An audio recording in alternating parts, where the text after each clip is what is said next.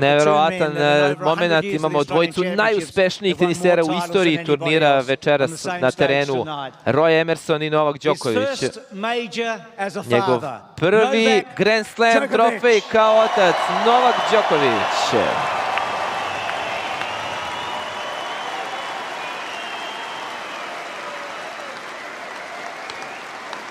Ček na 3.100.000 australijskih dolara. I peti put podiže Norman Brooks trofej.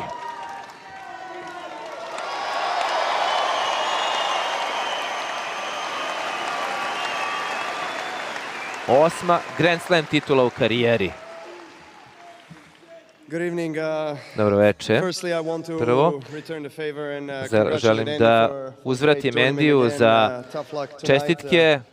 Nije imao sreće večeras, ti si veliki takmičar, borio si se svom silom, želim da poželim tebi i tvom timu sve najbolje do kraja sezone. Naravno, želim ti i uspešno venčanje ove godine i da imate mnogo dece. Ne razmišljam, ne verujem da sada to je na umu Mariju. Sada ja malo drugačije razmišljam o tim stvarima kada sam u ulozi oca. Izvinjavam se zbog toga što sam promenio temu. Naravno, želim da zahvalim svim sponzorima koji su omogućili da ovaj turnir podiže standarde u svetskom tenisu. Na Grand Slamovima svake godine stalno pokušavaju da nam ugode na što je moguće bolji način nama igračima i zaista ulažu velike napore i strastveno su angažovani u ovom sportu i zato i njima zahvalnost kao i svim ljudima koji su iza scene. Naravno, sada moj tim je na redu koji je uvek uz mene i u dobru i u zlu. Tolerišu različite stvari koje ja radim na terenu i van njega. Mnogo su žrtvovali od svojih života da bih ja bio tu gde jesam. Da nije vas i moje najbliže porodice do ovoga svega ne bi ni došlo. Mnogo vas volim i hvala vam na svemu što činite za mene. Naravno, na kraju, ali ne najmanje važno, navijači, više od 700.000 vas, 733.000 gledalaca, to je neverovatan rekord. Zaista, to je jedan od najizuzetnijih sportskih događaja na svetu, zato sam privilegovan što sam ovde po peti put kao šampion, da budem u toj elitnoj grupi igrača sa tako velikim legendama kao što je Roy Emerson koji je osvojio 6 titula i ovi ostali koji su nas gledali. Hvala vam svima što ste došli, vidimo se sledeće godine, rekao i na srpskom i na engleskom, tako odao poštovanje i našim navijačima kojih nije bilo mnogo, ali su bili dovoljno glasni u važnim momentima kada se lomilo ovo finale, kada je u ranoj fazi trećeg seta Đoković uspeo da uzvrati oduzimanjem servisa i potom napravi neverovatnu seriju od 12 dobijenih i samo jednim izgubljenim gemom. Dakle, Đoković je, osim što je jedini čovek koji je 3 puta u Melbourneu pobeđivao branioce trofeja, 2 puta je to bio Federer, jednom Vavrinka, sada postao i jedini čovek u Open eri koji će i 5. put braniti trofej. Zaista fantastično dostignuće na turniru na kome je upisao već 50 pobjeda. On je ovde od 2008. godine, od kako je osvojio prvu titulu. On je odigrao protiv igrača iz prvih 5 na svetu. Odigrao je 10 mečeva i svih 10 je dobio. Najbolji kada je najteže.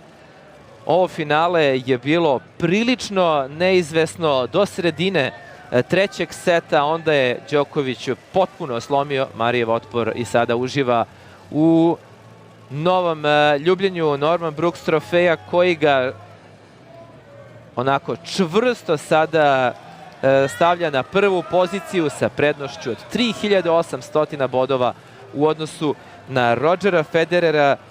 Ta prednost neće biti umanjena ni u sledećih mesec dana jer i Federer i Đoković brane isti broj poena na naredna dva turnira kada se saberu Dubai i Indian Wells na kome će obojica igrati. Između toga očekujemo Novaka i na Davis Cupu u Kraljevu početkom marta meseca kada Srbija dočekuje Hrvatsku. Fred Perry, Ken Rosewall, Jimmy Connors, Ivan Lendl, Andre Agassi. Kakva imena, kakvi velikani svetskog tenisa. Svi oni su karijeru završili sa po 8 Grand Slam titula. Đoković još uvek ima 27 godina i osvojio je 8. Grand Slam titulu. Zaista on sada deli to 8. mesto na večnoj rang listi, ali ubeđen sam da neće dugo proći da Novak dođe i do dvocifrenog broja Grand Slamova, što apsolutno zaslužuje, jer evo već je njegovo 15. Grand Slam finale i 8. trofej.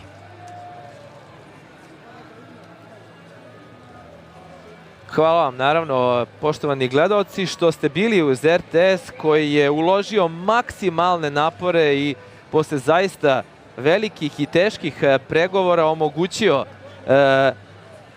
celoj Srbiji, ne samo onima koji imaju kablovsku televiziju, da prate prvo ovogodišnje Grand Slam finale sa šampionom iz Srbije, sa čovekom koji je doneo Srbiji još jednu Grand Slam titulu. Ukupno, poštovani gledaoci, u poslednjih 11 godina ovo je ukupno 18. Grand Slam titula naših tenisera. 9. u singlu, 8 je osvojio Novaka, 1 Ana Ivanović, 9 je osvojenih i u dublu, odnosno miksu. Sve to je počelo upravo na današnji dan, pre tačno 11 godina, kada je Zimonjić osvojio miks baš ovde u Australiji sa Ruskinjom Bovinom.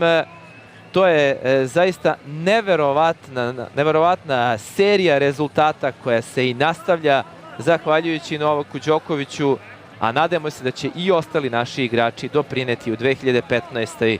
da se brojka Grand Slam titula našeg tenisa i poveća tokom ove sezone koja je veoma uspešno počela.